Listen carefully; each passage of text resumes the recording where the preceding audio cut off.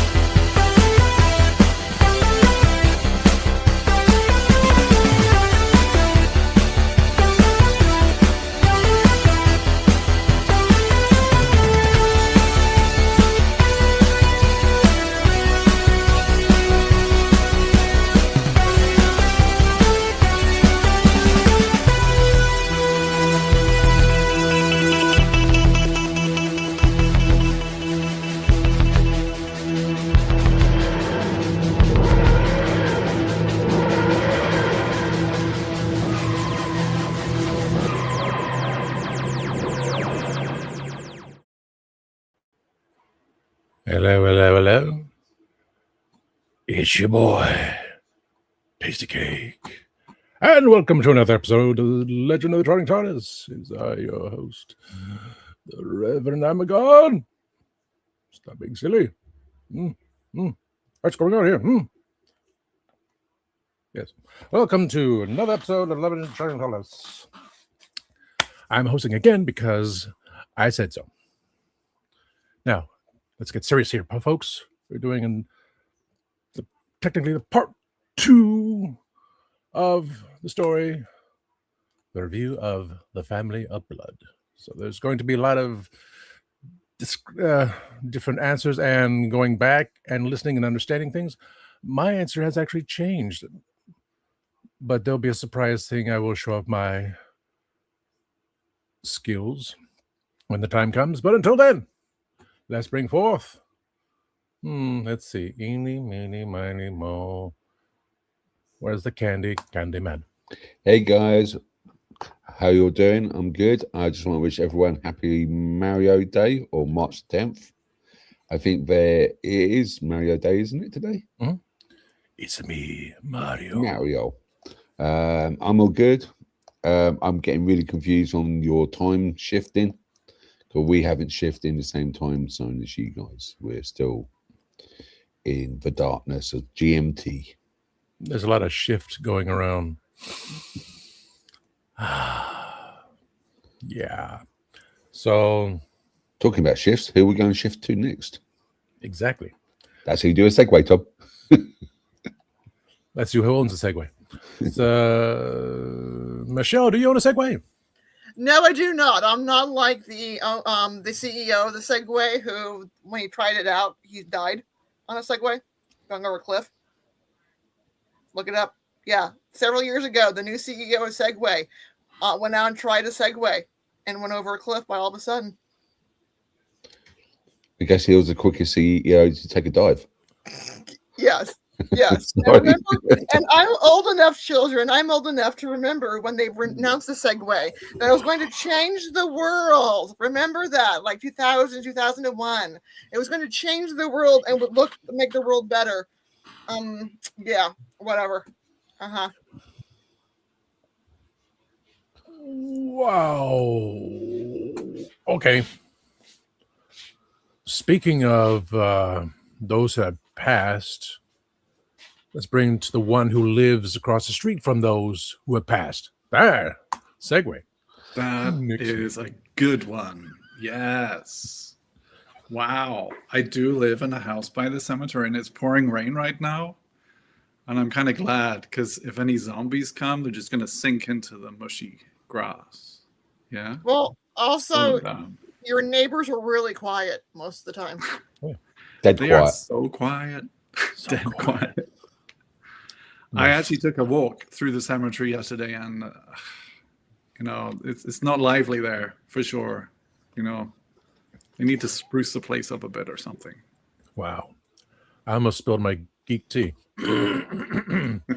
Anyway, Nis, as my other co-conspirator has asked, what about the earthquake around Sleepy Hollow? Oh, yes. Who caused that? Or what creature? Well, she's going to do the news, so that'll be a bit before I can even. Yeah, we'll find out. So, segue to this one. Okay, segue to. So, Sean, what do you know Yes. about Sleepy Hollow? I really like the legend of Sleepy Hollow. I think actually we discussed Sleepy Hollow in the last episode we did. We were talking about like spooky places in the United States, and apparently there's those abroad as well, because there's a cemetery with some zombies with some very wet socks who are not going to be very happy when they try to leave the cemetery. But I did want to, on a completely unrelated note, I wanted to also wish our audience a very happy Mario Day. I watched the Nintendo Direct today about the Super Mario Galaxy movie. And chat, if you are here and you are listening, please let me know, how many more Mario movies do you think we're going to get in the theater before we get a proper Doctor Who movie in the theater? Let me know your answers in the chat, please. And hello, everyone. I'm excited for this episode. The answer is we will never get a proper Doctor Who movie in the theaters. Solve that one for you. So Infinity, basically. We'll get Infinity Basically, movies. Yes, Yeah. yes. Because again, I think Doctor Who is something that does better on TV than in theater. So I mean, In some timeline, some other dimension, we got a really cool Absalom Doc Dalek killer movie. Absalom Doc. Also, in some other timeline, like we probably had I don't know, Jim Carrey or someone play the Eighth Doctor, and that series got picked up, and now Doctor Who is completely different somewhere. I don't know. Or the proposed Doctor Who American TV animation show from the 90s. Yeah. We dodged a bullet. Wibbly wobbly, timey wimey stuff. Okay, I derailed my train of thoughts. There are no survivors. So let's go forth with again. We're bringing forth the review of the Family of Blood. But before we do that, we're going to bring forth, henceforth, so forth. Let's push the button to bring in Gadget.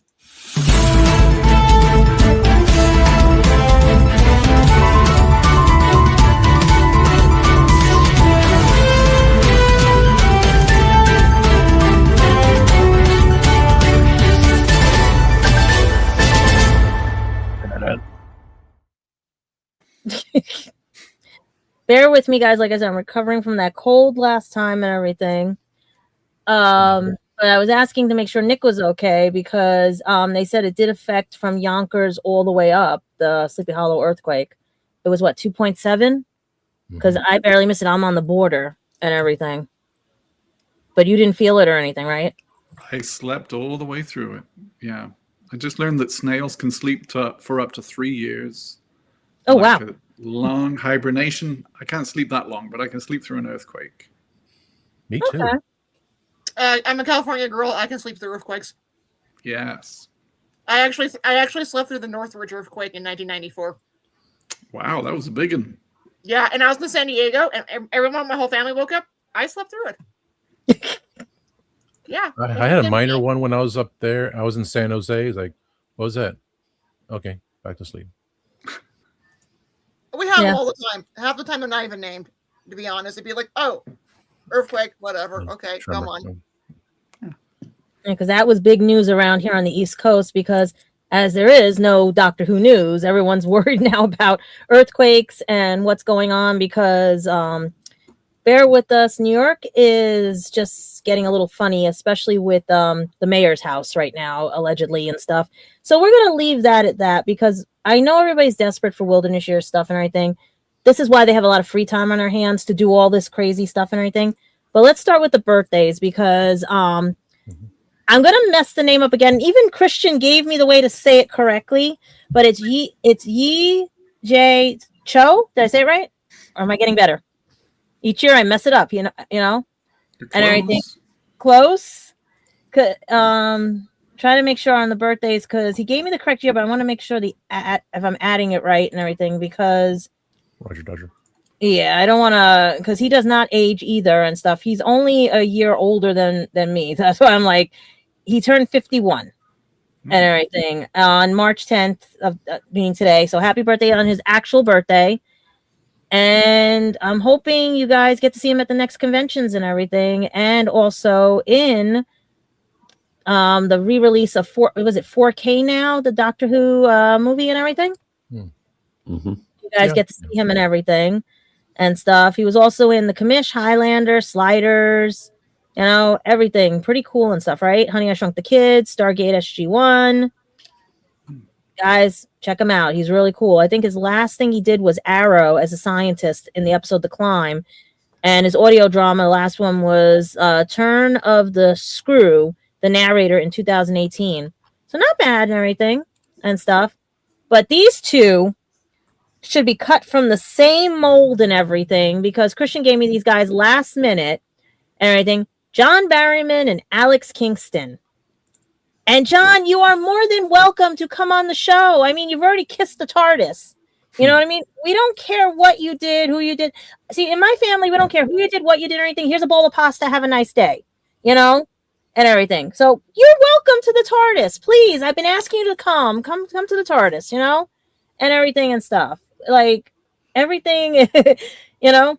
Just come to the TARDIS. You are more than welcome. We want to hear your stories and everything. We want to hear your side of it and everything. Okay. I mean, if we have to bring you a bowl of pasta at a convention to get you to come, we'll bring you a bowl of pasta. I mean, just come, and because we miss you and everything. And we want to see, I know you're busy, but come and just talk with us one day and stuff. And it's crazy that he's turning tomorrow 59 years old, I think. Wow. Let me make sure I get it right. Yep. 59 tomorrow. 59. Yeah. John will bring you some beaver nuggets from Buc-ee's. Ooh, that might tempt him. Yes. Yeah, we need to tempt him to the TARDIS. You know, because come on, you're kissing the TARDIS. You know, like come on, he needs to come. We need to hear his funny stories and everything, especially in the wilderness years. You know, and he could set everybody straight. Especially, I want to hear the story that I heard at New York Comic Con when he had to wear the things on his feet while running through the quarry and everything, chasing after everybody in Torchwood. I mean, it was a funny story, and I want him to tell it, you know, and everything. And he had all the crew cracking up.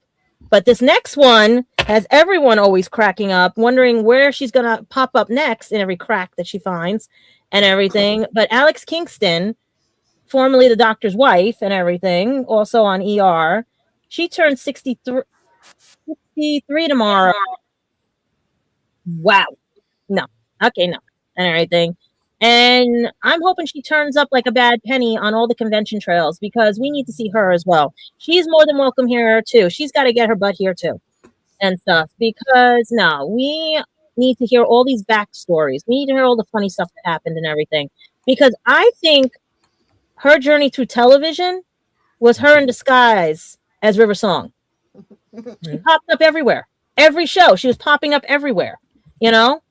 So was it like a tie-in to things or what? Because I would consider her that's what she did while she wasn't with the Doctor. She was popping up in other people's stories, you know, and everything. But speaking of stories, I was privy to some information about a lost footage that has been found in a documentary and everything for original classic Who and stuff. It was first announced on one of the podcasters, the Nerd Den, and then now if you go to YouTube, I'm trying to get the right for film and television, I'm just trying to get the right one right now and everything before it pops up and you guys hear it and everything. The company it's an exclusive Sue Madlin interview with Films is Fabulous on YouTube. Look them up and everything. And she talks about her journey through the BBC archives and everything as a librarian, as everything, and how they discovered that this collector who had passed away had an episode that wasn't kept on the shelves. It seems that things used to disappear on the shelves and everything. So lost but found episodes are returning because collectors are now either giving up their collections or passing away and their collections are being found. I still say here at WLIW, TV 21, there are episodes hidden in their vault and everything, as well as many other things that are hidden in plain sight, especially that hidden from everybody's sight is the war between the land and the sea. Is a good example why I do my due diligence on news and everything, because one of the other news outlets had posted saying there was a different ending from the show and everything. Turned out it was rehashed from a article done in February by Radio Times. So I'm going to let you guys know, while we're during this wilderness years, there is no war between the land and the sea yet. There is going to be some news I'm going to mention soon, because I got permission, because if you've tuned into Who Culture, Ellie spilled the beans on something that I was also, because we might have the same contacts and everything, that production has been delayed for the Christmas special, and Bells might have been involved with something, because Murray slipped about 3 scripts and everything and stuff for the Christmas, that there's different workings and everything. But I said it before here. It's based on their availability, their time, their everything and stuff. And they can shoot an episode within 1 month. I've seen it. I've heard about it, especially when I was over there and I spoke to people at the Doctor Who Museum adventure and everything in Cardiff and stuff, when they were explaining how the production works and everything. And they can do reshoots. They can do shots around and everything and stuff. But what I was given permission on, I want to tell you guys so bad, because our podcast came close to what one of the episodes or the Christmas special might allegedly be and stuff, by the way we were talking about it. But life has a way of not being so wonderful, and everything. And we have to deal with the wilderness years for now until we can get the actual proof, because like Ellie said on her show too, those titles might not be titles. Those titles are just, somebody might have wrote them and everything and stuff and everything. We don't know what the titles were. Keen reviewers and people know what the titles were. Also know that the 3rd season had a bunch of fun stuff that I wish I could tell you guys and everything, because those scripts might be leaked allegedly soon and stuff, and help with the Christmas special allegedly, as well as many other things coming up. Because I'm going to be honest with you guys, Disney allegedly dropped the ball. We lost out on some very good stuff. And right now I have a very sad, sneaky suspicion, allegedly, that land and sea is going to be the bargaining chip. And I really don't want that to happen, because I know they have to edit it for American content and audience, because some of the scenes in there cannot be played here in the United States.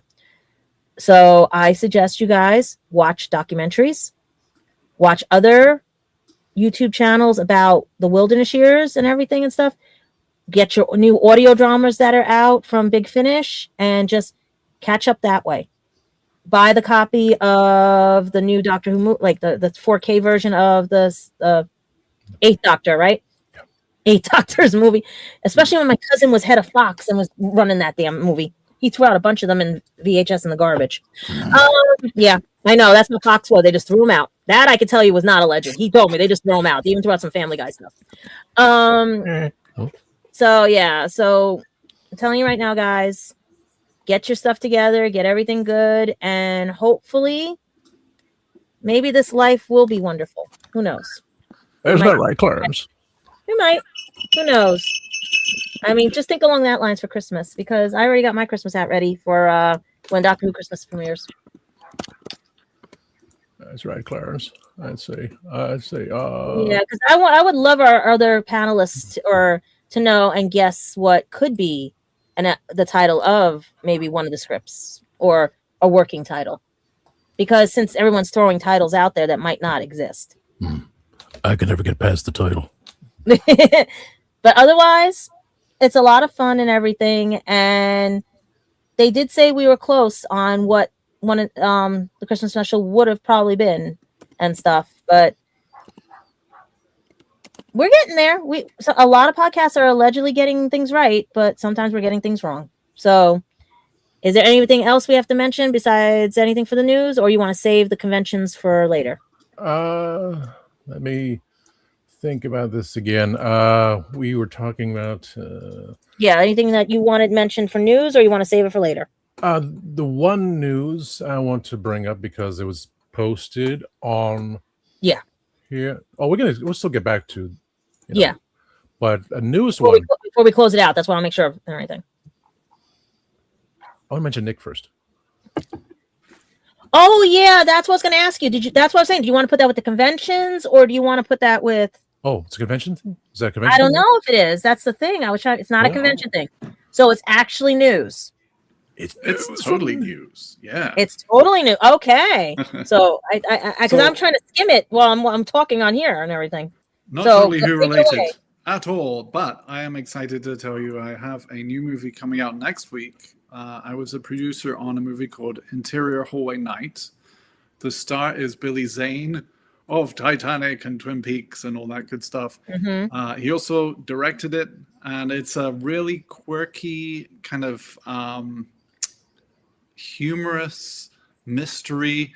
It's very cool. If you get a chance, check out the trailer, Interior Hallway Night.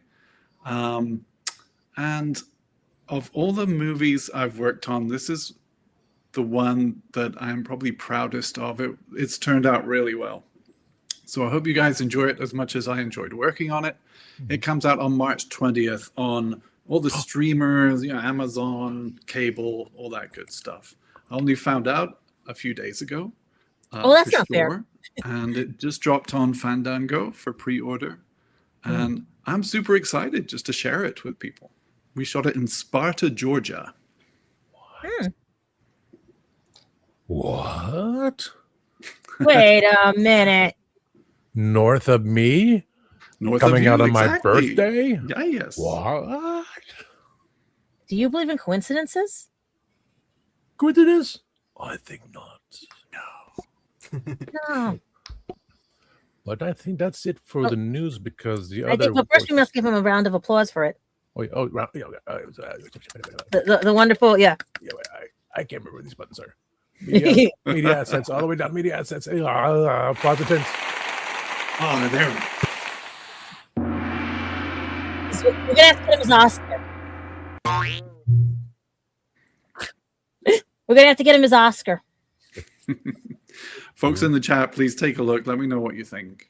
I'd love to get some feedback. Yes, most definitely. And I think that is for the news. I mean, I want to spill more that I have privilege of, but I think that's better saved because it is the Wilderness Years for a better time. Yeah. Is it Wilderness Years Part 2? Electric Boogaloo. I thought it was Part 3 because we did have that small little because of the movie and everything. After the movie, it was that little gap, and then I still classify it as the one part. It was just one movie. Tom, can I say something for a second? Yes, Sean. Yeah. Guys, I wanted to say something just real quick. Because it was invoked. I am only speaking for myself. I'm only saying this because it was invoked. I know in the past there have been a lot of discussions about the Doctor Who set in the past and allegations and things of that nature. I have not taken a position on these things because I don't have all the facts. But my position is always that everyone who has something to say should be listened to, and that people should act accordingly once all the facts are known. So I'm only speaking for myself on this, but as far as all that's concerned, I know it's involved multiple people before in the past. That's always my position. So we're not all necessarily concurrent all the time on whatever it is. But I haven't taken positions usually because I don't know all the facts, and I'm only speaking for myself here. But because it was invoked, I just wanted to say that since I am part of the show. That's all. You just confused me, Sean. Are you talking about Doctor Who with John Barryman? Or are you talking about the show here? I'm talking about Doctor Who. I'm not talking about anything here on this show. I'm only talking about Doctor Who. So you're talking about what the alleged happened with Barryman? Yeah, just with anybody, honestly. Okay. That's all. Yeah. Okay, just to clarify for our audience, because like the audience, some are privy to what John has said and everything. And it was also promoted on, believe it or not, an LGBTQ podcast that he went on and promoted what happened and everything and got his side of the story and everything. So, I mean, he's done other outlets and everything and stuff and things like that. And I'm talking about having them come on to talk about the fun stuff that was there. Yeah. And everything. He can talk about what happened because there's always two sides to a coin. Some have two faces, some have two tails, you know? But I want to make sure that you're understanding. We were just talking about him and all the actors coming on since we have the wilderness years, just to talk about what set was like, the fun stuff. Yeah, We don't want I got what you were saying. I got you. Okay. I And that it wasn't respect that you're talking- you're it listening wasn't to about- the other person. Yeah. Yeah. And you're not talking about the show and how people perceive the show and everything and stuff.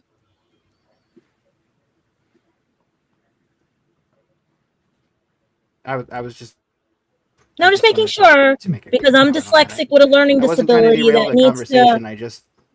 I I'm just dyslexic with a learning disability that wants to just clarify because there is some things with part of my learning disability that does seem like to other people that I will overstep on things, and they don't question that with someone who has autism.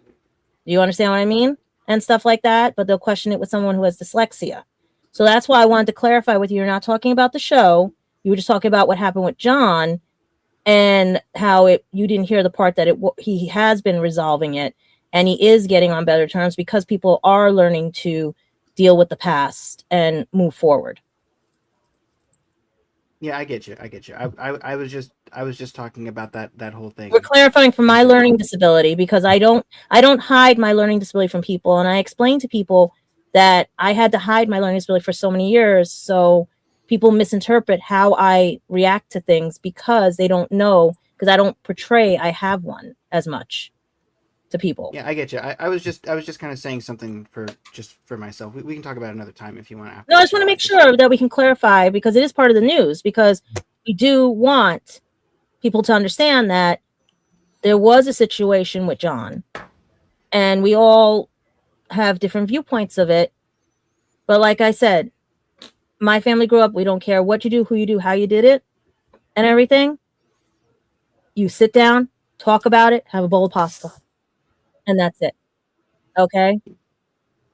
We don't see anything. We don't do anything because what was done was done. It's already part of the universe.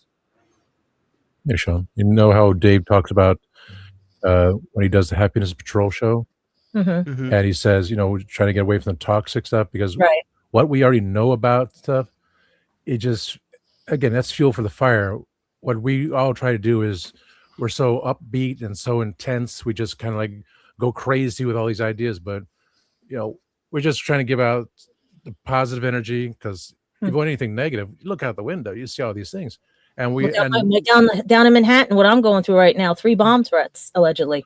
Oh my God. Yeah, I get what you're saying, Tom. I'm just saying since that was said, and I am part of the show, I'm saying I'm just speaking for myself and clarifying that. I wasn't trying to. That's why I wanted to make sure that that's what you were trying to say. You were trying to clarify, like I try to clarify when I don't understand something, and that's why I want to make sure that it wasn't that you were not understanding why we did the show this way, or was it that because I talked about John and having him wanted to come on and not defend himself, but like talk about the fun stuff that I saw at New York Comic Con before all this controversy started.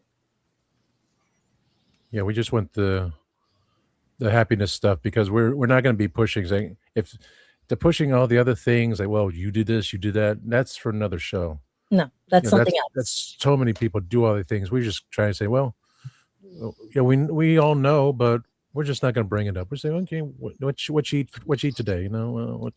And we just keep it light and fluffy.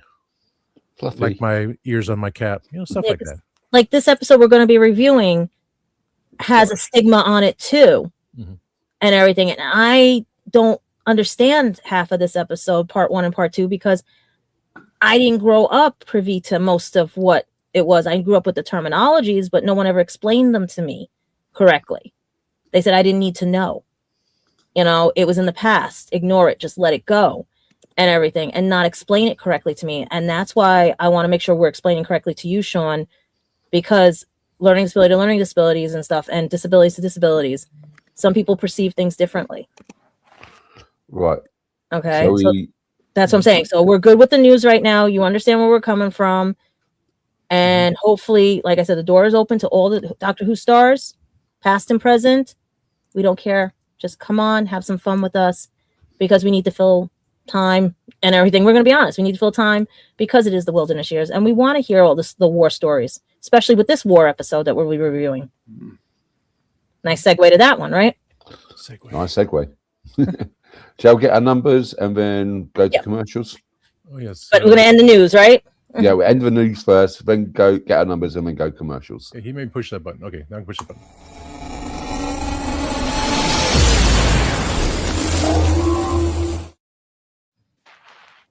Okay, so where do I put it?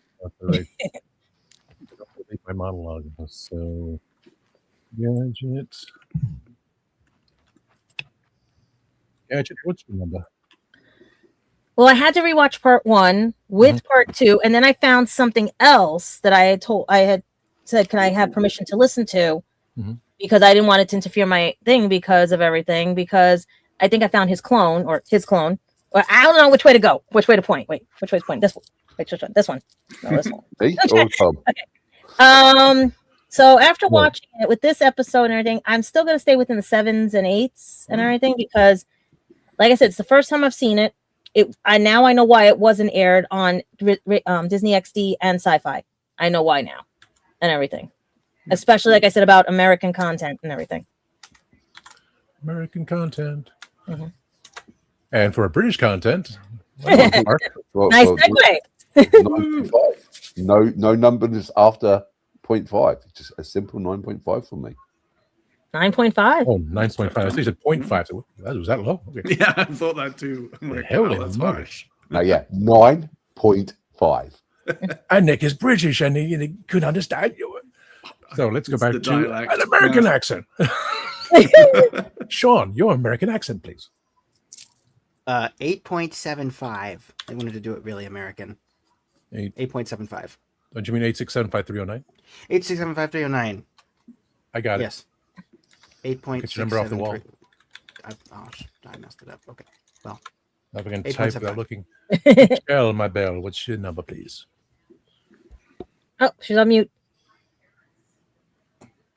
Sorry about that. My dog was barking, so I will go a 9.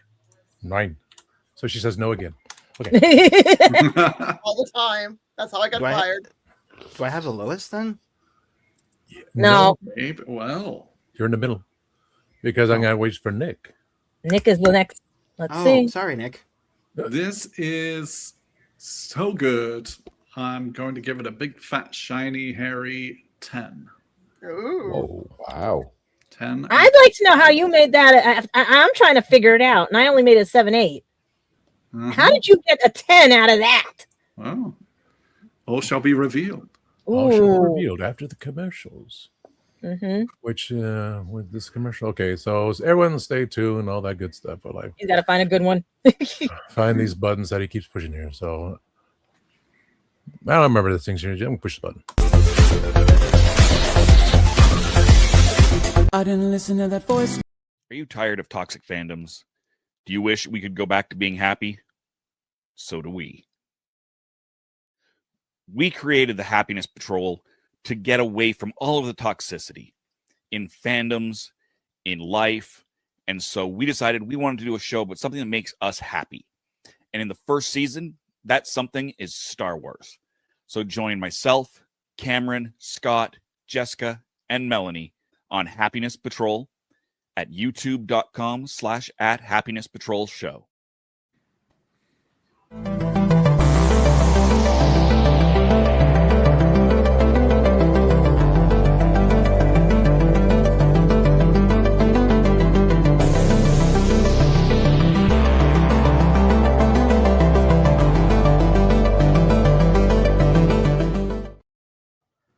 I'm author Mark Muncy. And I'm author Erica Lance. And this is Eerie Travels.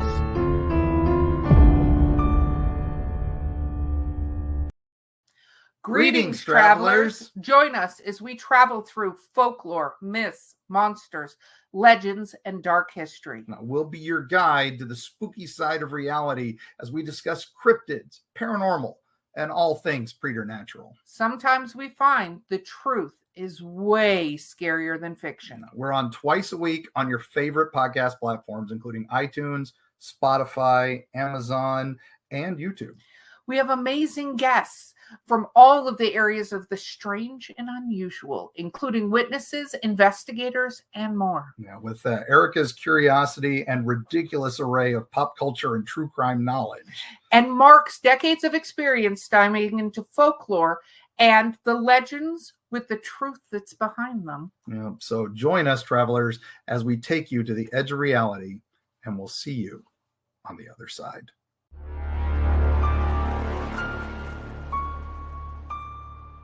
So what's your favorite Western? Is it this one or maybe one of these? Is it a revisionist Western, an anti-Western, or maybe it's an all-time classic? Whether your favorite Western is in black and white, vibrant Technicolor, a spaghetti Western, a neo-Western, a comedy, or maybe it's only really Western in spirit. Whatever it is, this is the podcast dedicated to determining the top 100 Westerns of all time. Every second Monday on YouTube, Spotify, and Apple Podcasts. It's Horses on Film. Hello, I'm Sadie Miller, and this is The Legend of the Travelling TARDIS. And yes, we're back. Legend of Travelling TARDIS for the review of The Family Blood. How bloody brilliant it is. I just realised, sorry, Tom, I just realised chocolate cornetto and root beer do not go together. Oh. Yes, they do. Really? Not chocolate cornetto. And Wait. No, wait. I What? discovered that. You could make a root beer float. Yeah, that's what I'm saying. Yeah. That's with vanilla ice cream. I have that all the time, but chocolate and root beer, it's doing weird things to my mouth. But I'm a candy man, so anyway, on to the show. I just share that. So you try these Instead of things. brain that we freeze, don't get a have. whole freeze. And for the Americans at home, he's referring to a chocolate cone. Yeah. But I've had chocolate ice cream with root beer. It's not bad. Maybe it's root beer. Yeah, but root beer's a quiet taste, even for the British people. You don't get. What about cream soda? Yeah, cream soda's everywhere. Root beer is hard to find in the UK. Yeah, And that there are was a certain surprise. Yet I root found beers it every that are time I better was than there. others. I'm a root beer connoisseur. Some root beers are better than others. Mm-hmm. Oh, Yes, then No, you gotta get the right root beer. You can't do the dollar store variety. Mm-mm. You know, that's just no. Michelle, are you a glass bottle or plastic bottle? Whatever it comes in to be. I know glass is better, but it's Mhm. sometimes hard to find glass. A&W to me is not. Nah, that's bleh. That's like No. mouthwash. Mhm. Like What about Bart's? Bart's root beer? ours is good. Brock's is good. Mm-hmm. You know, and then there's a lot of independent makers are good. But yeah, you gotta get the right root beer. It's an experience. That's when Candyman comes to the States, we get him the right root beer, we get everything. That's why we need to get. He brings the proper chocolate, and then we will give him the proper. Bring Cadbury. Cadbury is way better. I'll bring in some Ghirardelli. Ghirardelli's pretty good. But he brings the Cadbury. That's the deal. Yep. Next time I come over, I will bring Cadbury. Hershey's, no. Well, conventions, you hear this? We bring us over for panels and things. Hello, Well, and even stuff. the family of the guy who created Reese's is going after that. Hershey's is using substandard quality, and they're mad that. And they're you do See know the two different packaging places. Well, wow. Even as an adult, they go, oh, things change when you're adult. No, I remember stuff like 10, 20 years ago tasting way better. Well, you know why they can't have real Cadbury here, and they have the fake Cadbury here, because someone complained about milk fat. They thought the fat from the milk in there was making them fat. Okay, and that's actually proven. That was actually proven. So they have to make it less milk fat. I'm out of here. Oh, that's a Because I can't have certain candies because of my allergies and everything. And Cadbury was the only one I could eat. I can't eat the American Cadbury. I can only eat British. I'm going to slightly disappoint you. Even though they haven't changed it, everyone's complaining about Cadbury's at the moment. They probably changed it over there now. Yeah. Well, like the size or the taste? The taste. Taste. You know, it used to be milk and a half. It's milk and a half with palm oil now. Oh, no. God, you can't take Americans anywhere. No wonder we got Man, you need to do 2 more things with cornetos, and then we'll have a trilogy. Anyway, let's get back on track because I will go off the tangent. No, this is going to be spilled to another show. I gotta say it. Hey, you know what? There we go. I gotta say it because press all the buttons. Reese's, don't press all the buttons. You saw what happened in the Reese's show. marshmallow does not taste right. The chocolate is different from the original Reese's peanut butter cup, and the marshmallow. No, Is it made in Mexico or Hershey's, Pennsylvania? You got to check the packaging now on the back if it's made in Mexico or Hershey, Pennsylvania. Someone did that on Instagram, so we got. Okay, we can. That's another idea. He's writing down all the ideas, you guys. I should have. Greg will write down the ideas and remember them. So going back to Spill the Blood. That's another horror movie, right? Family of Blood. So Spill the Blood. Private chat. Spill the Blood is also known as World War One. Yep. Segue. I need to put a banner saying segue. I gotta spell it correctly and put segue. Wait, where's your poppies? Oh. You have the poppy. Okay. I don't have. I have an American one. I don't have the British one. Yeah, mine got lost in the mail. I went to order one. Candyman went to go get his. And anybody want Decoration Day wants to send me one from England, please. I have a World War One relatives in my family tree that fought for England. So, Grant, what time is it in New Zealand? My goodness, I feel. Oh, I didn't even notice he was from New Zealand. Yeah, I was reading the his like what he gave for the review and everything. I was trying to go back and find it to tell you.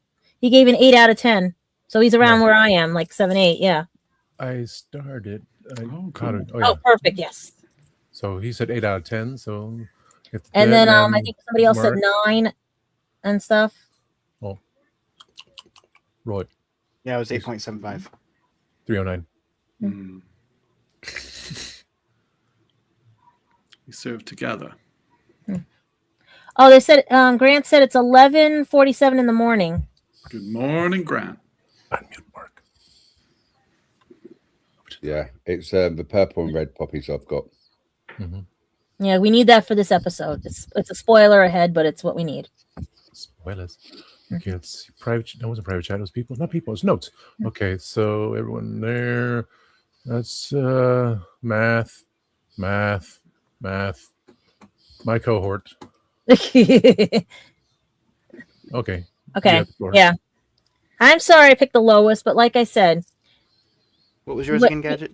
It was 7, 8 around there because I put 7.8. This was never aired on Disney XD or Sci-Fi Channel because back when the early 2000s, those were the only really places you could find Doctor Who, and Disney XD was the brand new channel for like the preteens, the teenagers, and everything and stuff. And they would edit so badly all of Tennant's whatever and stuff and everything. And Sci-Fi would make up for it and everything, but with the commercials. So it was like, I didn't know you didn't have to put commercials through Doctor Who until I went to England. They said there's no commercials through it. And I was like, what? And stuff. So watching this now I had to rewatch the first ones to understand because someone did slip a episode backwards and everything and stuff. The reason I gave it 7, 8 was because one, we're arguing with ourselves basically in there. He's arguing with himself. It's the duality of personality. It's like what persona, this persona, that persona, and everything, just to hide from someone that was going to die out. But the problem was, I don't think they were going to die out per se, because I think he was trying to avoid them from taking human form, because now I'm thinking they'll live as long as the human lives. That's why he did what he did in the episode towards the end and everything, because they weren't going to die. They were going to be living out their lives as a human form because they took over the bodies and everything. But what got me more was the fact of, like, he was arguing with himself. Martha had to play like the mom and like the big sister and everybody. Like, she had to be the front runner and be like, take command of things and stuff. I feel bad. What was his name? Tim or something? The kid with the psychic ability. I feel bad because he was scared because of what he perceived in the watch. And that's when I talk about perception. To me, perceiving this episode, it was all over the place. And the reason I asked Tom if I could watch something else was because they actually figured out what I was getting stuck on. It's 3 stories in one and everything. And they weren't focusing on, they were focusing on here, there, and not everything, you know? They were focusing on his love story with the nurse. They were focusing on Martha trying to figure out what to do because she's now put in charge of everything. They got Tim, who can see the future and telekinetic. And then you've got, well, technically 4 stories because you've got the family of blood who could have basically found him anywhere. But why did the TARDIS bring them there? Especially when the nurse tells him at the end, if you would come to this time and everything, would these people have died? You know? And the blatant racism in it, the blatant everything, but that was the time period. And most people, you can't, it's hard to explain to people who don't want to review history if history keeps changing or disappearing, because people don't want to perceive it, don't want to, they'll put their fingers in their ears, because what I'm seeing is how the nurse even said to Martha, you of your complexion or heritage, I should say, how are you to be a doctor? You know, women can be doctors, but how have you to be a doctor? Because she was still thinking women's suffragette, everything and stuff like that and everything at that time, but not thinking the heritage. Because to me, the human race is basically what this is talking about and everything, because he's Gallifreyan race and everything and stuff. And it's like, what is your identity? What is your true identity? But if you have to hide who you are, and it still causes problems and everything for others because somebody's trying to track you down, you know, isn't it better just to face it up front? And I would have seen this as an episode where the doctor should just face the family up front and dealt with them. But I think he put them, the little girl in the mirror and everything, I think he did all that stuff because after what the nurse said to him about the deaths and everything and stuff. And it was his way of saying, okay, I'm going to solve it my way and everything. You blame me for these people dying, even though I still love you. I still care about you. I can remember everything. I can tell what's going on and stuff and everything. And he now knows Martha loves him. He knows this and everything. It's just one of those. And where does he go from there? He plays dumb when he gets on their ship and hits all the buttons and causes a problem for them and traps them because he had to make a decision. Does he stay John Smith and run from everything and fear everything? He didn't really shoot the guns, but he did give Tim told someone to get a beating, because that's why Tim is also afraid of him and stuff, because he says he's the fire, you know, and stuff. But all I got from it was they went to a party in this episode. Martha had to step up. Tim ran. Tim led the villains away. The little girl was creepy as friggin' hell. She reminds me of Pennywise and everything with the balloon. The other guy reminds me of a psychopath, like a narcissist, basically narcissism and everything in that family of blood. But the gullibleness of the school professor and everything and stuff, because a little girl is so innocent. You never know what's hiding behind a shell. And it could be an artillery shell, it could be anything. But the only thing that made me cry was the fact of the soldiers, because I do come from a soldier family. My grandfather was in World War II, my dad's a Vietnam vet and everything. So to see them being honored was very proud and everything. But the episode, no. That was just all over the place. It was a pancake mess. It was like, you got one burnt pancake here, you got this, you got that, you got half done. Like, things were not, it was too, you know? And because I understand about racism and everything else like that, it it didn't sit well with me because I don't like the idea of that, but this is what society was, and they don't want to admit to that and everything. And that's what I thought it was like the Doctor's dual identity. Does he want to admit to himself that he is capable of some of these things and cause these things because of his direction and perception, especially with the chameleon circuits and filters and everything, because it filtered out his perception. Where did you watch the episode, Gadget? Or did you get to see the whole thing?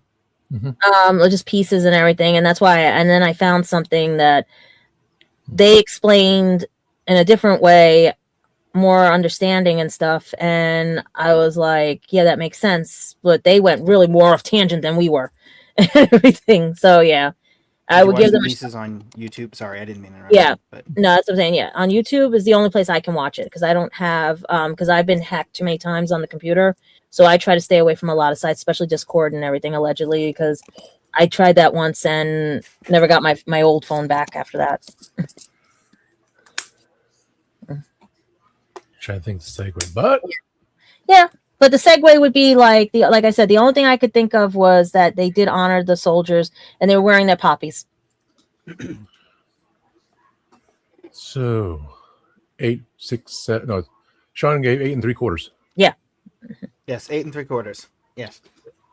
Could I have some? Can I have your quarters? I like technically quarters. Can you have some what? Can I have your quarters? Oh, like yeah, quarters.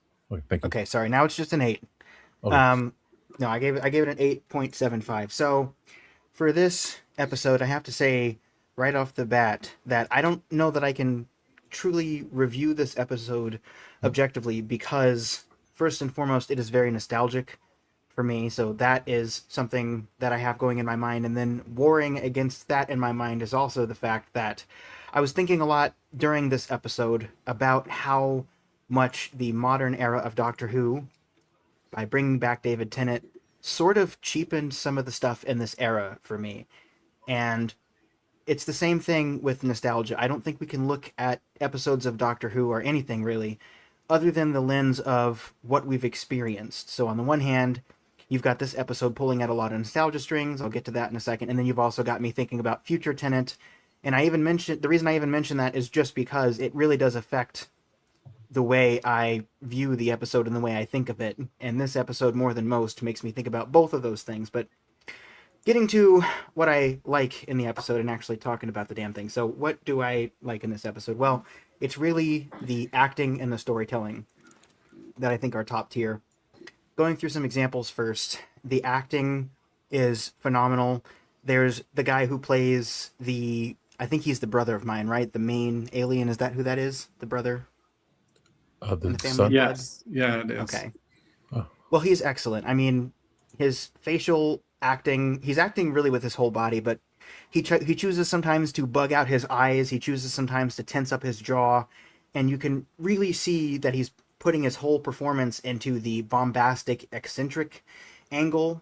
And all of the members of the family of Blood are kind of doing something different. So the friend of Martha who gets taken over, she's also cranking up the eccentricity to 10, but she's sort of doing the more reserved eccentricity. So you can see it in the way that she sniffs the air and the way she has sort of a more reserved gait when she's walking. The father of mine is probably presenting as the most typical human, but there's something a little bit off that's a little bit off-putting about that. And then I think the little girl is one of the most interesting ones because she's sort of putting on this persona of the mean kid, but it's about 10 to 15% wrong in a way that's extremely unnerving. So all of them are doing something really cool that makes them come off as these amazing villains, and I just have to give them props for that. I'm going to come back to the big guns when it comes to acting in just a second, but first I want to take a little bit of a detour to talk about some of the storytelling. We've had some of this touched on already, but for one thing, the guns in this, just the way that they're sort of disintegrating people and it's making them scream and disappear as they die, that's very unsettling, and it really adds to the menace of the villains. You've got the fob watch here. I mentioned that last episode, and this episode really is the second half of the first part. It's not really like two parts. It's kind of just one episode cut in two, but they managed to put enough good stuff on both sides. We had the fob watch introduced over there in part 1, and here it really is used effectively to drive the narrative forward. And then there's probably the most memorable, well, maybe not the most memorable, but one of the most memorable parts from this episode is watching the little boys shoot the scarecrows while they play that music in the background, and sort of an analogy for how they are turning these kids into soldiers who will participate in the Great War. And you see sort of the bodies of the scarecrows, almost like the bodies that will be on the battlefield. And you can see John Smith's reaction to this, showing a little bit more of his humanity, to use sort of an ironic phrase there. So that all comes together really well. And then it culminates in what I think is a great example of the acting and the storytelling, which is the scene you get where John Smith is talking about the doctor, and you really do get the sense that you're talking about the real death of someone, like the death of a real person here. Because you've got David Tennant here talking through one character he's playing about another character he's playing, and you've got Martha there, and you've got his love interest there, and you've got the little boy with the fob watch there, and all of them are just 10 out of 10 on this. And you see this emotion here of this very scared man. You get the sense that the doctor did not even think about this man dying, because John Smith is just kind of a throwaway name that the doctor uses. Hi, I'm John Smith. You don't think about the fact that this is going to be someone who might fall in love. You know, the doctor didn't even consider the possibility that that might happen. And you get this in such a short amount of time. You see him, after he's fallen in love, you see him getting married, you see him having children, sort of passing on who he is to future generations, and dying with his wife at his side. It's emotional. It's only about 30 seconds, I think, if that. To pack so much of that into that short of an amount of time, you just need expert script writing and editing and filming and acting. And I think they have all of that here. And it's even more amazing because you don't really need a lot of money to do this. The best scene in the episode, in my opinion, is just the scene where they're sitting around and talking. And yes, there are explosions and flashes in the background that I wish would have had some sort of warning on them, but it's all working through the context of the script. And it comes together so well, and that's why in the very end, when you think for a moment, the first time you watch this, that maybe John Smith did sell out the doctor, when he goes to confront the family of blood, you see the doctor reappear, and it is so captivating to see David Tennant back in that moment. And you are so glad to have him back, and you realize that John Smith did kind of get his goodbye there. And just the way the family of blood runs away, that's when we're back in our skin as Doctor Who fans, and the music starts, and we're seeing the Doctor best people there. The second to last scene is really great as well, between the Doctor and the love interest, when he tries to give her another shot, but she kind of stands up for herself there. And you get kind of a taste of a little bit of the end of the Doctor's era with the 10th Doctor, where it's going to come back to the have I gone too far thing, and what am I doing in the wake of all this destruction that I'm bringing with me. And the very last thing is the punishments he gives the family of blood. I have to say, thinking about them before I watch the episode, I might think, well, that's a little bit cruel and harsh. But even in the way that he deals with them, I mean, if you think about every single one of those punishments, the way that they're living eternally, yes, they're kind of freaking out at first, but none of them particularly seem like he's putting them through eternal pain or something like that, like eternal torture, even though they're going to be in an unpleasant state forever. I think it's very significant that he says that the narrator talks about the wrath of the Time Lord and doesn't say just the wrath of the Doctor, because it's almost like the Doctor is saying, this is why you don't want to be a god. He's almost like showing them why they don't want to live forever, even though he's doing it in this semi-cruel way that's a little bit out of character for him. But even as he's doing that, the character that he shows the most compassion to, in that case, the narrator says he might even forgive her, is the character who resembles the child. And it's really intriguing to me, because I don't get the sense that she's significantly younger than the others, but I think it's the Doctor's compassionate side coming through, because he is still dealing with the trauma of the time war and all the children that were lost. almost as if to say in this scene he might change his mind someday. He might actually let them out of those punishments. I don't want the show to ever come back. I don't think the show should ever show the family of blood again. But you are getting some of the Doctor's compassion showing through, even when he is pulling off that terrifying face there where you just see his wrath coming through. And the closing line and the pull away on the Scarecrow, it just brings it all together, and it's just absolutely fantastic, and that's why I have to give a very enthusiastic 8.75. Beautiful, Sean. Beautiful. Thank you. Let me get where's the thing. What is it under this? That's not under that. How many years I've been using this thing? Again, it's under media assets. Press all the button. Yay.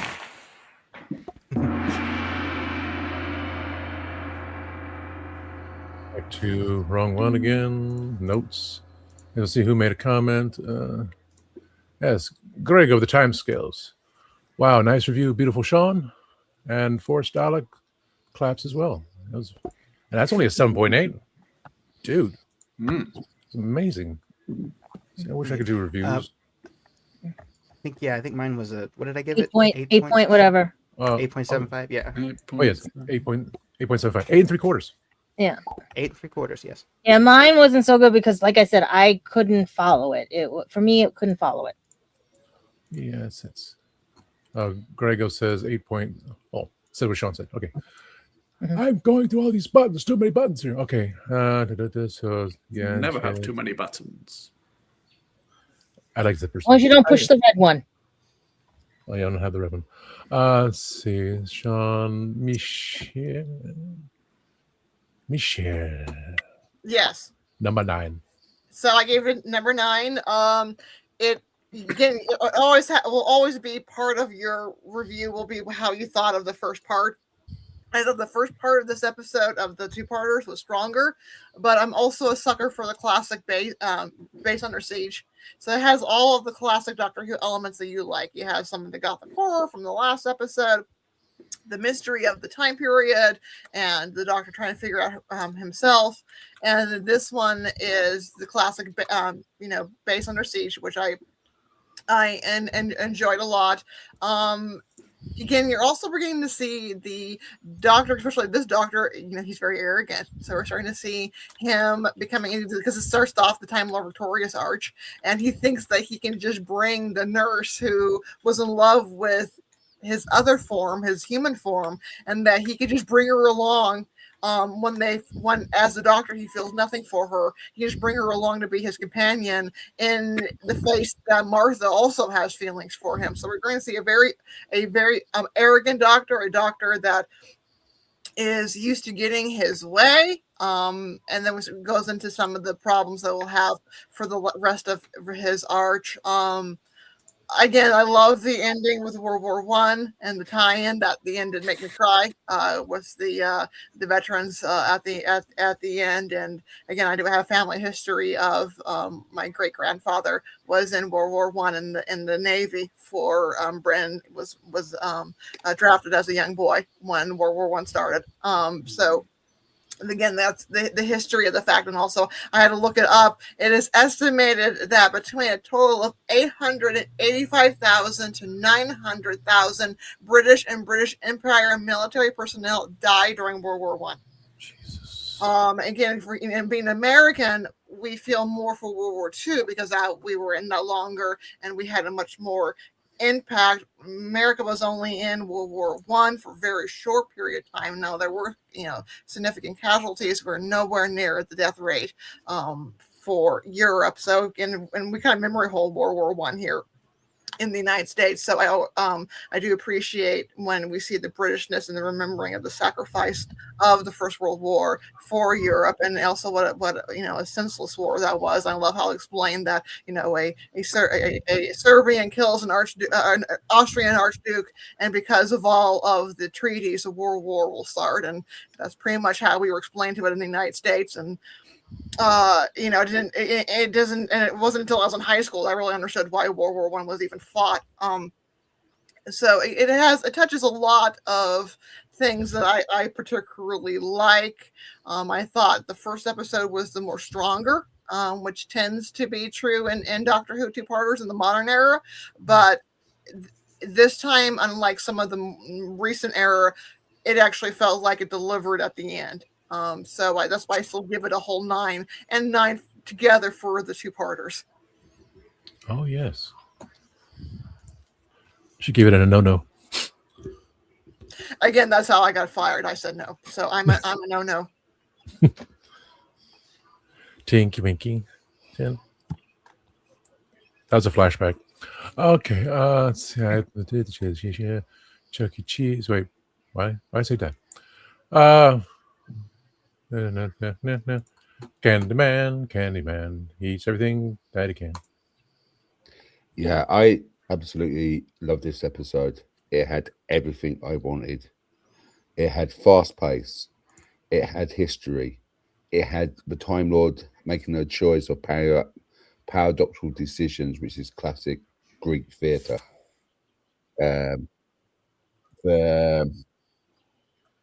The history, the things about what's going to happen the year later in 1914. The end scenes with the war medals, which were the war medals he was wearing. But I'm not sure if you guys noticed it. He had both Great War, and World War II medals. He was right. Yeah, this scene here. I don't think you got the pictures of him showing out on that, but he was wearing both World War I and World War II medals. And I've still got them. If you go back on some of their other shows, not in here, but on our other channel, we can talk more about it. My great uncle actually died in the Great War, in near the Somme, the trenches. I just love the paradoxal. You got John Smith, a teacher who thinks he's had a whole childhood life, falling in love with the matron, having a thing about it, but to hide away from these people, he became. On the other side, you got the doctor who's running away because he doesn't want to give the family of blood the ability of immortal life. If John Smith survives, the family of blood survives. The only way to basically stop the family of blood is to kill John Smith. Thus, having the doctor, it's a paradoxical decision. What do you do? And it's one of these tough things. It was the same thing in I watched the classic literature with Agamemnon, who had to decide whether or not to sacrifice his daughter to please the gods, or not to sacrifice or have his whole army screaming at him because they was doing it. It's the same principle. I love that story. I love the music they use. If you notice in there, especially in the fighting scene when they're using the songs that we used to sing at morning assemblies at school, that sort of fear of like children becoming like cadets, becoming soldiers in this short space of time. I'm not sure if you know about the culture as well. In the Great War, if you didn't go to war, you was given a white feather. That white feather actually represents cowardness. Okay, and it was a big stigma to get a white feather in England in World War I. Before, if you was old enough to fight and you weren't fighting, it was a shame to go thing. And this is why Timothy had that thing of, I'd rather be a coward and run away. Okay, because that is such a stigma for that time. I'm not sure. Did you know about that, Michelle, about the white feather? Yes, because there was a movie called The White Feather, but I didn't realize that it was in World War One. So now you're mentioning it, I understand that there was the stigma of the white feather, and also with him serving in World War One, he's young enough. I mean that because World War II is 39, and they did call back older servicemen to serve home guard during World War II, or he could be officer corps too. Yeah, I think that the music they use in each of the scenes were absolutely amazing. Sean touched about it as well. Just the silence of them sitting down there, hearing the mortar shells exploding with flashing lights. it just feels like it was like the precursor to World War One in the trenches. Mhm. You know what I mean? It was a whole thing about. I just think everything about this episode just hits right, and because of the pace of it, I actually enjoyed it more than the first episode. The first episode sets up the story. Yeah, it's okay pacing. This is like going completely, like Gadget's saying, fast, chaotic, which is what it would be like in trenches. This is what I think. This is a good thing. I just realised now while I'm talking about this. The trenches was a slow war. Mhm. It was literally great in World War One. It was gaining ground every so many years, or just getting a little bit further, until they went over the top. And as soon as they went over the top, it was chaotic. Okay, and I think this episode, the two episodes, sums it up. It's a nice little peaceful village in the first episode to the pace of chaotic and think about it. The little girl was creepy as hell. I think the schoolmaster was still in the Victorian thinking, because remember, a lot of these people, of these adults, might have fought in the Crimea War, which is the Victorian era, and the Boer War too. That's where he Yeah. says South Africa. He's a Boer War veteran. Okay, Boer War, yeah. So that's going to have a different perspective compared to what you got now, because we're looking at it from our eyes, going back to that time period.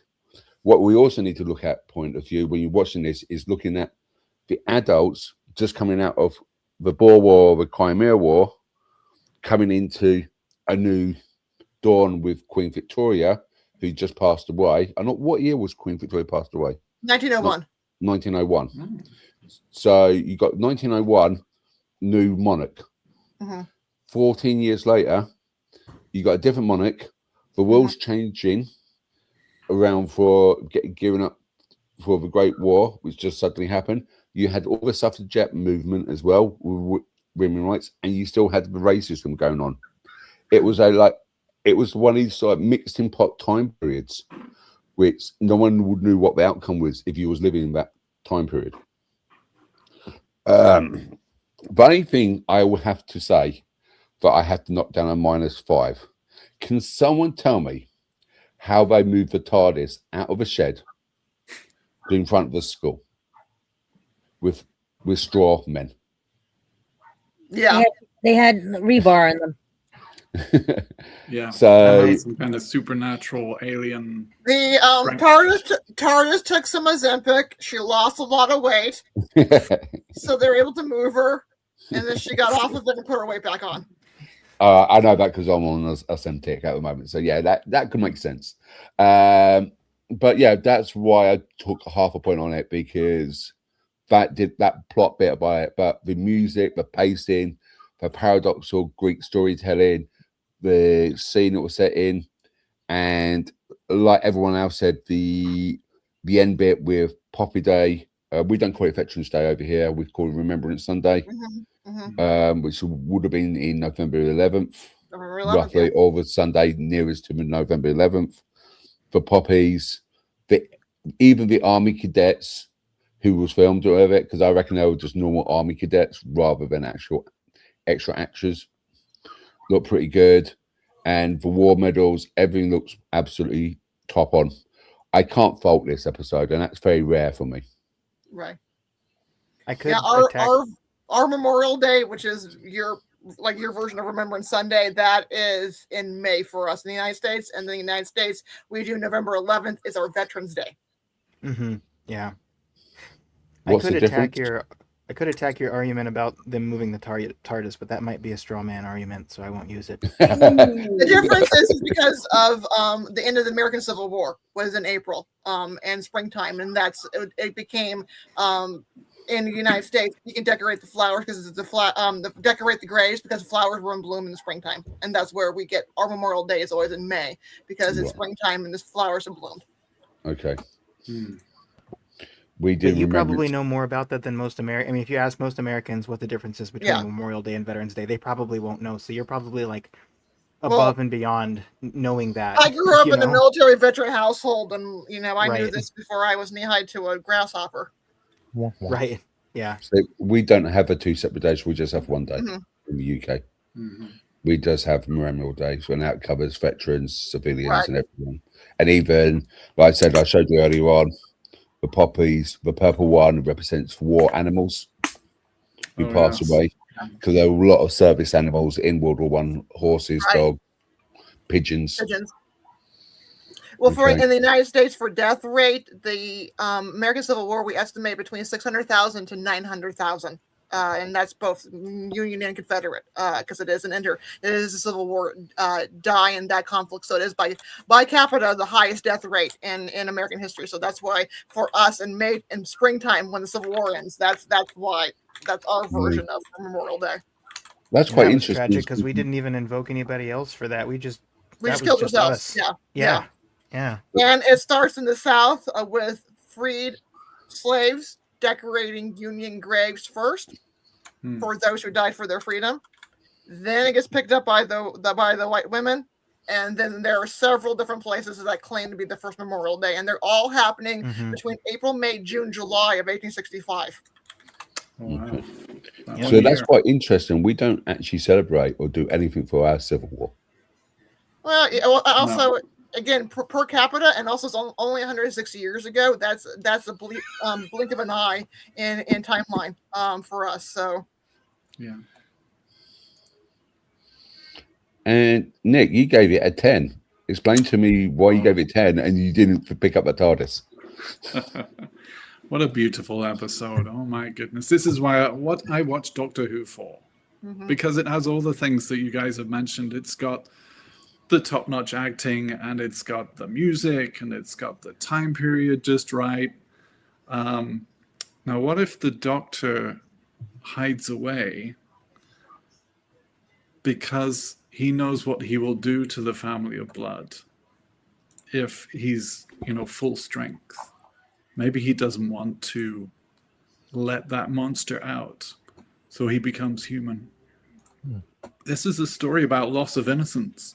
So we've got the loss of the innocence of John Smith, the loss of the woman that he has a romance with. She loses her innocence as far as how she perceives him.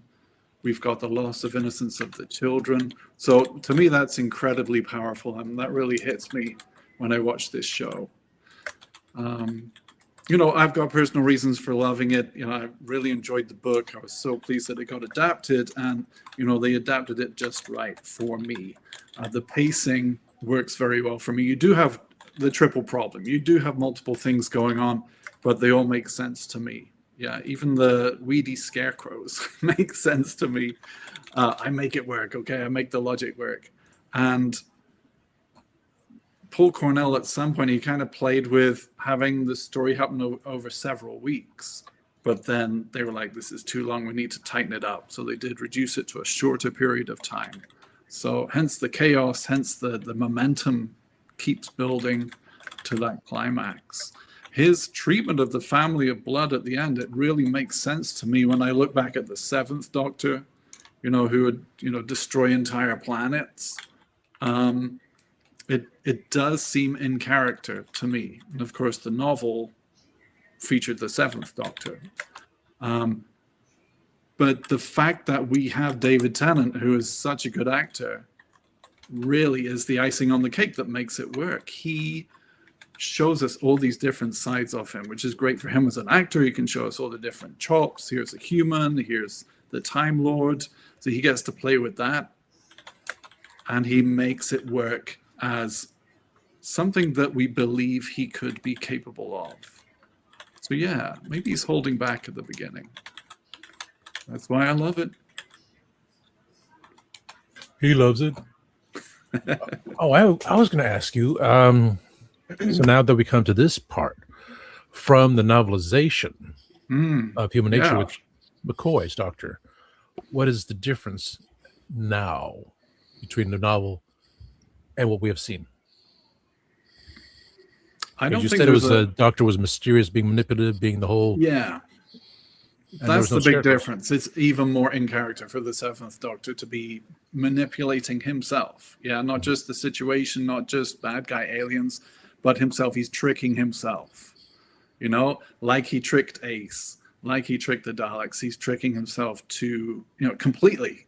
He totally pulls the wool over his own eyes, and I totally believe that he would do that. And so this is the same guy. The 10th Doctor is still the Doctor. So that's part of his life. It's part of his pattern, which does lead to Time Lord Victorious. And of course, we've got all the great foreshadowing as well, foreshadowing what happens at the end of season 3. And then later, it does get a little watered down, as the Fog Watch returns. But, just kind of an opening salvo for so many things that are going to happen.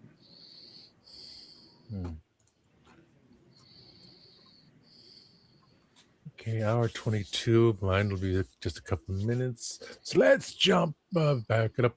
I started them all.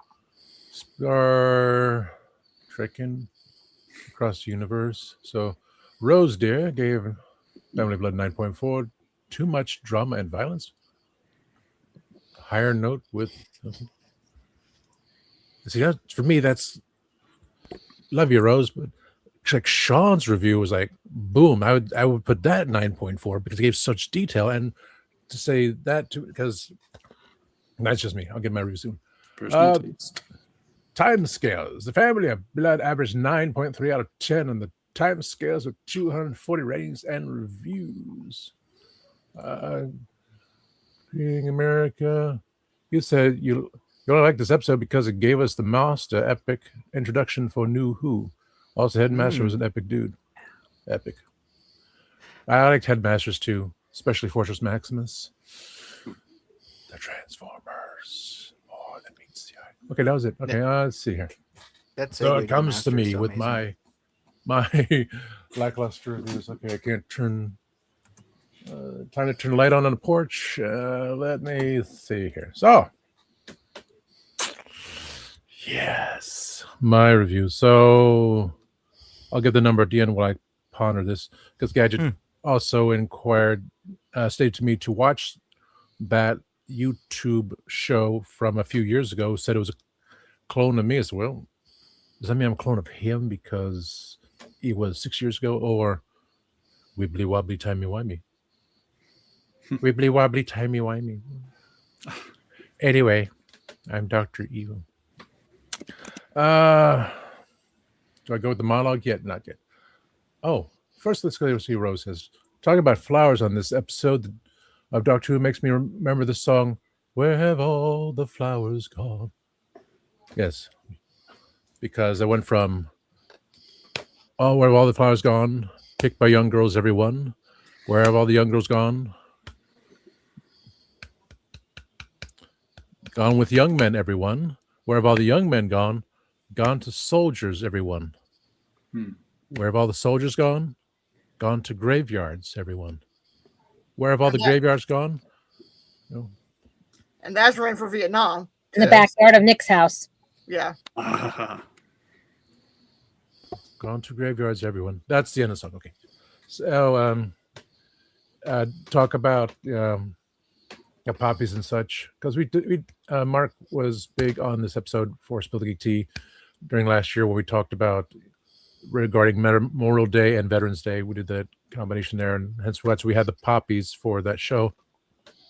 Like my grandfather, uncle, and the uncle that passed 2 days before the end of World War II, surviving Normandy.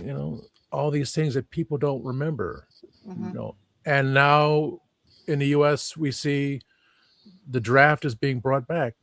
So for 16 to 39-year-olds, history repeating itself.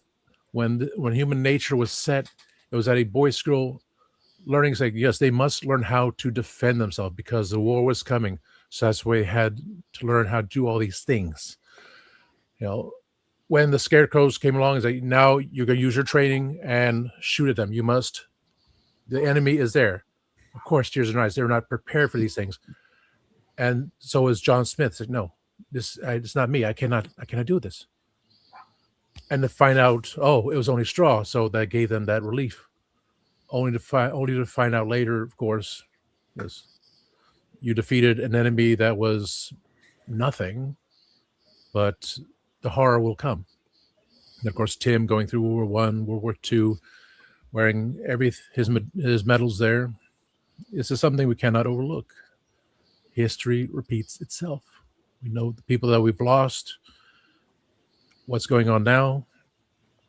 Why is schools teaching this? This is the way things were. And sadly, the way things are now.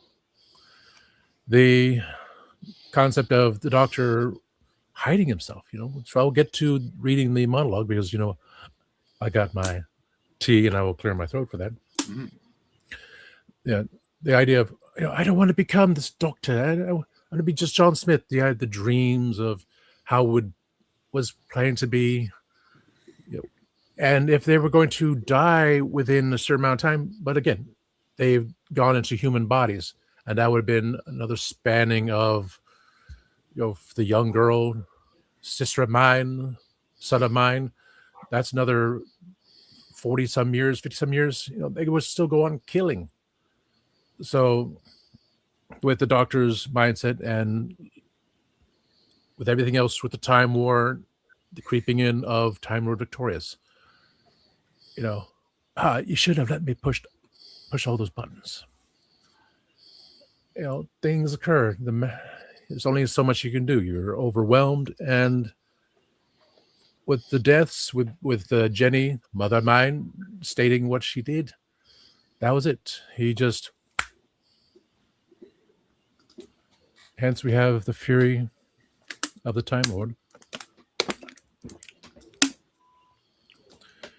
He never raised his voice. That was the worst thing. The fury of the Time Lord. And then we discovered why. Why this doctor, who had fought with gods and demons, why had he run away from us and hidden? He was being kind. He wrapped my father in unbreakable chains forged in the heart of a dwarf star. He tricked my mother into the event horizon of a collapsing galaxy to be imprisoned there forever. He still visits my sister once a year, every year. I wonder if one day he might forgive her, but there she is. Can you see? He trapped her inside a mirror, every mirror. If you ever look at your reflection and see something move behind you, just for a second, that's her. It's always her.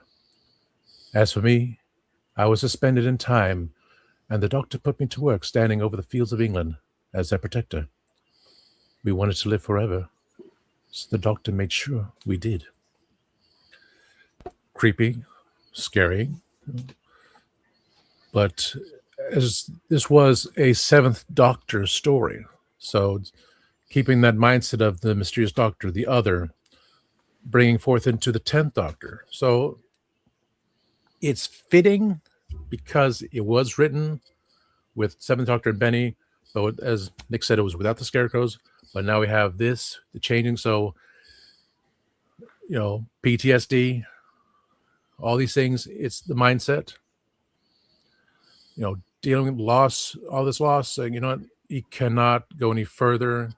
It was his decision of doing what he did instead of just putting him in a prison, letting him die that way. No, he was in pure disgust. And sadly, there is that pain inside of us. We either go low self-esteem and just fall apart that way, or the rage within us and just can't stop it. Unfortunately, this was what happened. Too much and the promise of more deaths, and no, you want to live forever? Fine. Time Lord Victorious, which we of course discover in Sideway. Big Finish, it goes different ways here and there, but yes, as the idea of taking over the human bodies, but it's for the visual woof. The visual effects, the idea of the whole thing, it's fitting for the story. So I think my original number for last week was 9.9999999. So I will retain that as well, because it was, again, it's a historical piece. the idea of what would happen if, escaping this way. What would happen if you infuriate someone to the point of they don't care anymore?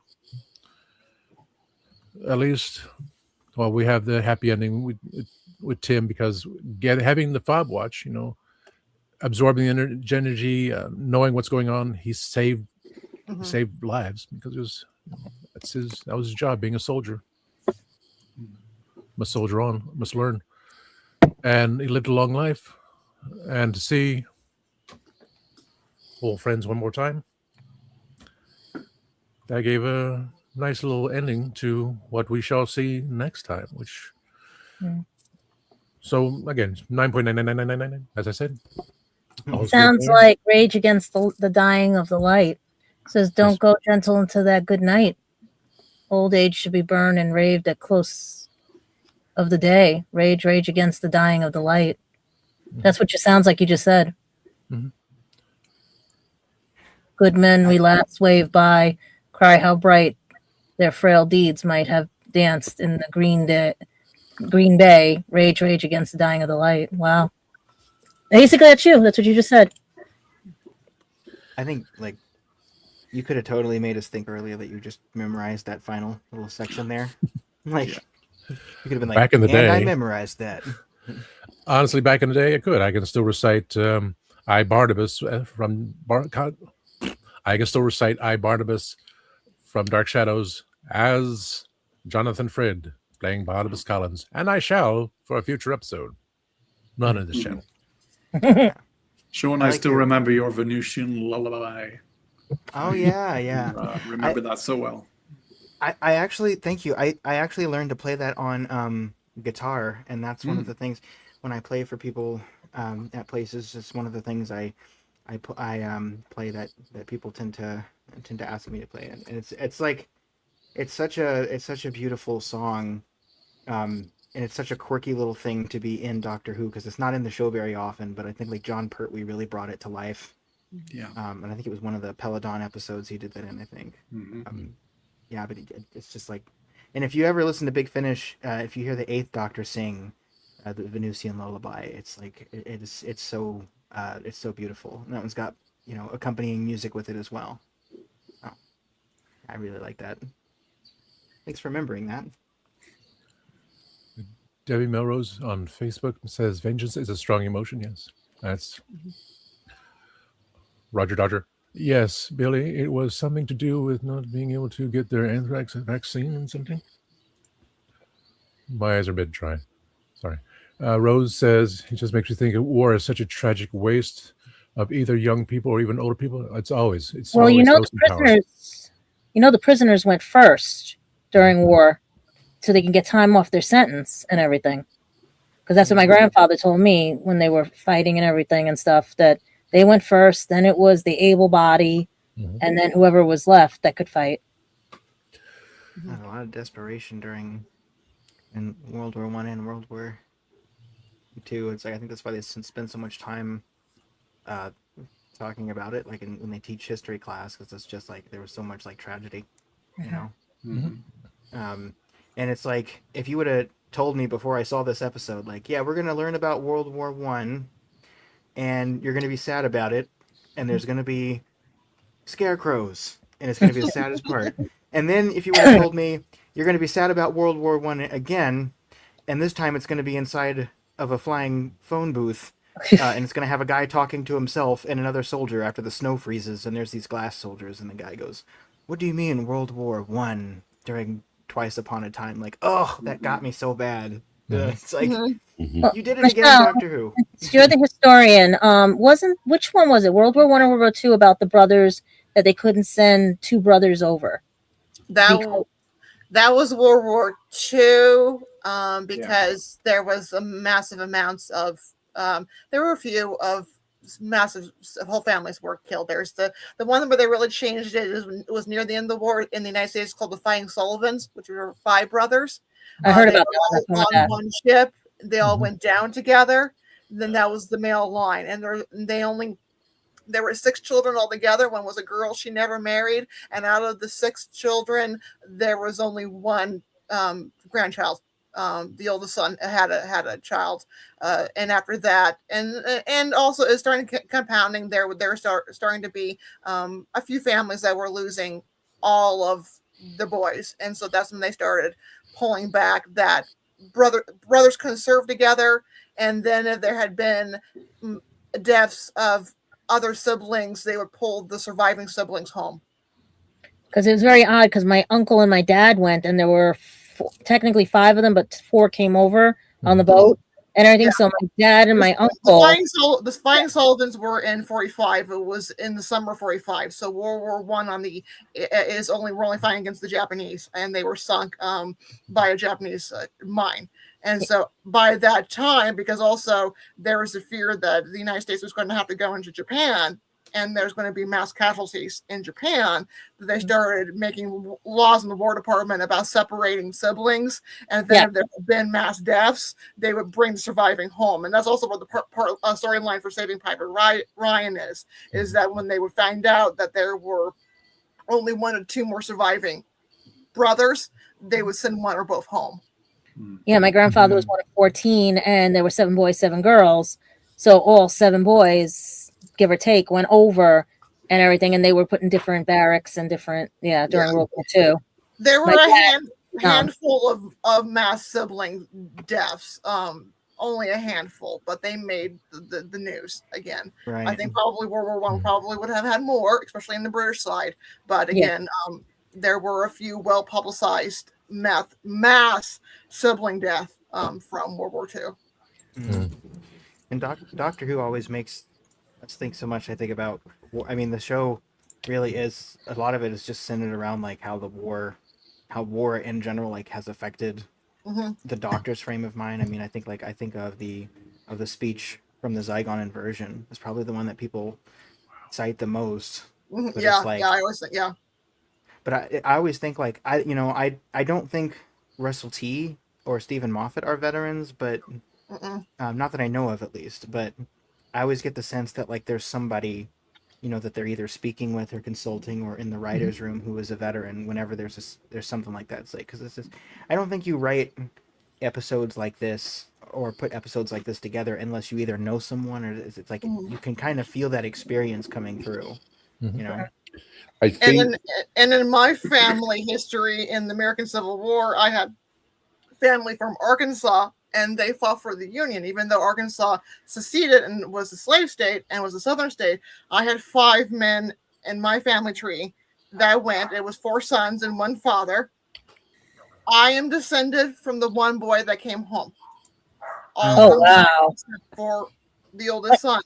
And Michelle, explain the difference between the Union and the Confederate for people who don't know. Union is the national federal government. The northern states, President Lincoln. The Confederacy is the southern states, the states that seceded to keep to create a separate country so they could keep their slavery intact. So my family line, even though they're in Arkansas, which is a southern state, they fought for the Union. So there were things called Southern Unionists. Yeah. So all 5, 4 sons, 1 father went. The oldest son, the reason why I'm sitting here, he was the only one that came home. Damn. Everyone else in the family, the boys, the men, died. And I have the pensions, and they're writing to the pension, trying to get a pension because the marriage certificate got burned because the guerrillas came through and burned the courthouse. And I'm seeing where it affected the family line for generations of trying to support and take care of a family that had 4 of their men gone. Sean, I just wanted to say your point. I'm not sure what it's like in the US, but in the UK, we get taught a lot of the history of World War II and World War One. In the UK, we don't touch much about the US Civil War, so I am learning something today because. But we do get a lot of. I live in the oldest garrison in the UK. It's been going on since 43 AD.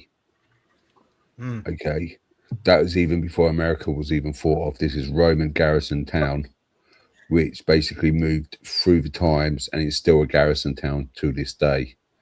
But mainly got the Paras here at the moment. We've had the Gurkhas here. And so I do come across a lot of military personnel. In here. I never served in the military. I was an air cadet, but cadets are pretty much like what you saw in Human Blood. They're more of like, we train with weapons by the age of 14. Or we used to do that anyway.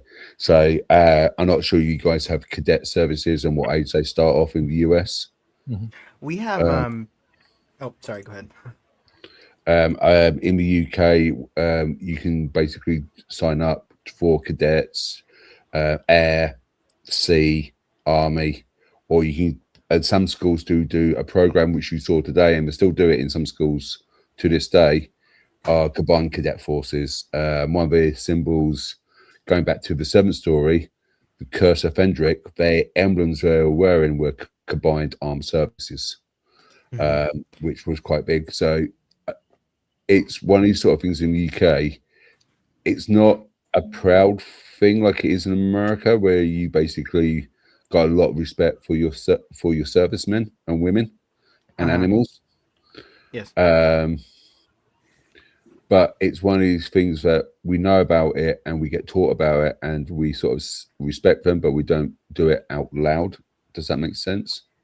Yeah, I think it is quite different because I mean, in the U.S. we have like ROTC for young people, and it's kind of like a militaristic thing. But I think like with Doctor Who, for example, I know that Americans, if you watch Americans react to the episode, Listen, you know, there's that whole thing where. Is it Listen? The one where Clara, well, I guess it's kind of multiple episodes where it's like, where Clara's like, you're teaching them to shoot people, you know, you shoot people and you cry about it later, you know, or I'm not doubting the quality of your wells. Like, I think in the US, I mean, first of all, we do learn a lot about military. I mean, a lot of times in American education, unfortunately, they don't give a crap about what's going on in the world stage unless it involves war. And they're like, this is who was with us. This is who, you know, these were the powers. And even like before America was founded, like we learn a lot about war in the States. But I mean, people do have a very different reaction. So when Clara is saying kind of those rude things to Danny about his military service, I noticed that Americans tend to react a lot differently. Not like with outright offense, because I think a lot of Doctor Who fans are kind of online more, and so probably are more used to more international conversations. But it's like, I think there was probably some conversation about how Americans would react to that. But a lot of people who live here in the States do feel a lot like the Doctor feels about war. Do feel, you know, they're much more pacifistic and much more, you know, hey, let's not go fly to a different planet and mess everything up. You know what I mean? Like, a lot of people would feel like the Doctor would feel here. So I think Doctor Who is kind of it almost like it's speaking to some of those things. And the fact that it is allegory, I think, means it speaks to a lot of Americans. I've never seen an American who outright got offended, like, you know, the Doctor shouldn't have said that, or how dare Doctor, you know, but I think because it is a fictional show, it opens people's minds. And I think it actually is an important part of the conversation with sort of international communication. I think, you know, I think art has that power to transcend culture in that way. Thank you, Sean. As we're almost coming up to the end of time, so we've got that 2 hour dead mark. We've got some announcements to do, Tom. Let me bring up that screen. So let's see here. Not banners, media assets. Run through the top photos here and do the share screen. And because we're going to have this, people. Blank screen. There we go. That's me, Mario. The future of Doctor Who on Saturday, March 21st at MegaCon at 3:45 p.m. in room W300 stage. As we discuss the future Doctor Who. So we got the one panel at MegaCon, of course. Where's it? That's overlay. There it is. MegaCon, March 19th to 22nd, 2026 at the Orange County Convention Center. I'll be there on Friday, Saturday, and Sunday. So you'll be able to see me in one various form or another, talking to all these people in collaboration with Spill the Geek Tea. But we will actually be with the Dalek builders at their table. So there's the banner there. If you see me, click on my QR code. Space Coast Comic Con, June 20th to 21st, 2026. That's over by, Space Coast. In Oviedo, Florida, we have August 21st and 22nd, 2026, Epic Verse. I think that's going to be at the Oviedo Mall, which they now also have a comic book store. So giddy up there. On September 25th and 27th of this year, Ancient City Con down in St. Augustine, Florida, where all the things here and there happen. And we'll get to that last remark in the moment, that little last thing in a moment. Let me get off here. I can bring everyone to do their goodbyes and such. So, Sean, while I get the banners, where can we find you?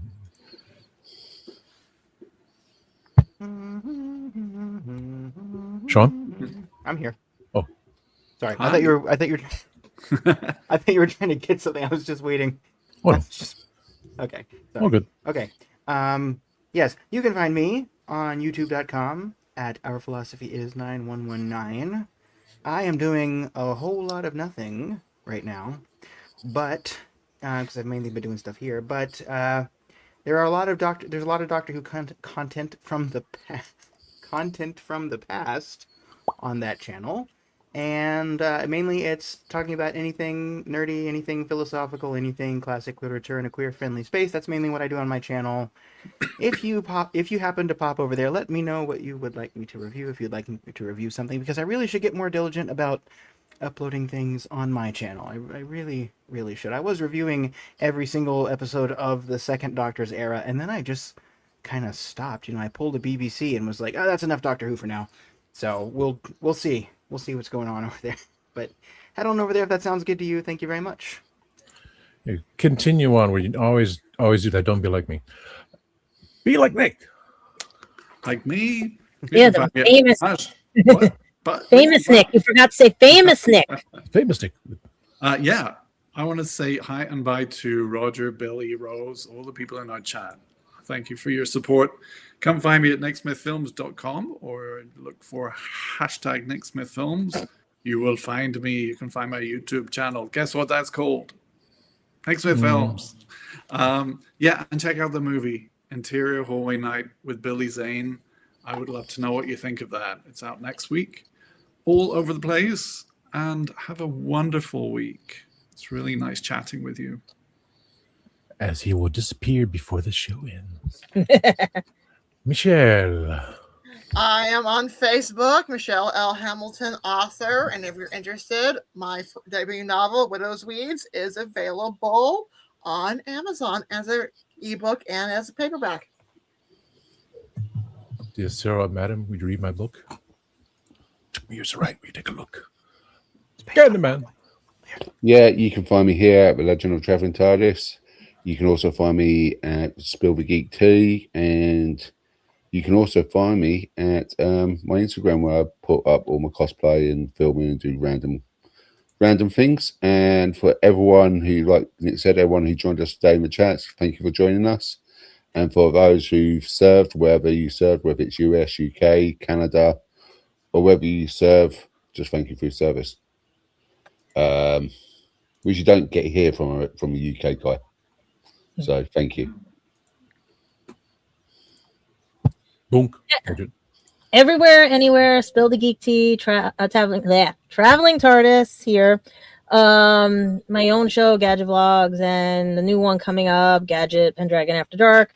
Lulu.com for these guys and everything. It is on Amazon too, but thanks to Nick and Michelle, especially Michelle pointing out that there is an author's page, I'm going to start working on that on Amazon so you guys can find me better there and stuff. But I'll be at Anime NYC, praying I can get to New York Comic Con and anything local, depending on if we ever fix the apartment here and everything. Me people, same old stuffs. That one, that one, that one, pretty much so all the time. But this is a Legend of the Trying TARDIS. Grego, my producer over at the Timescales, says great show. Let me move the banner off there because something did happen a year ago. We did lose someone that was with us. It's now been a year. Let me get to the banners. Let me get to media assets. Let's pop his picture on the top corner there. Todd, before we no, don't, not yet. Before you do that, just got him thing about next week's episode. Yeah, because it's not on Tuesday. Yeah. And Gadget remind me, and you remind me, and Christian remind me. I sent him the email too. Yeah. Just a reminder, because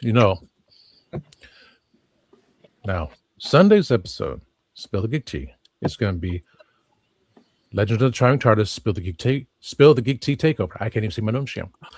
And I'm going to bring in those who have not appeared on Legend of TARDIS, who are co-hosts on there, to Legend of Trying TARDIS. So that's a big thing. So that's Sunday at 5 p.m. We're jumping to Monday for the Legend of Trying TARDIS. It's going to be on Monday, the 16th at 7:05 p.m. So later time on Monday.